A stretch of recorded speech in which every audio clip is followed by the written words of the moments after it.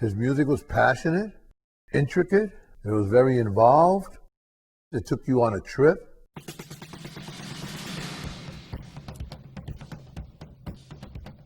The idea of hustling through a 36-piece orchestra is something that's a passion.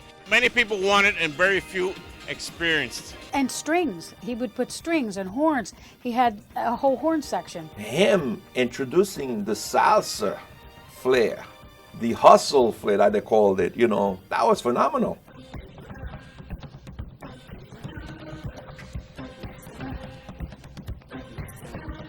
There's a great deal of orchestration in his music, and it has a lush sound to it.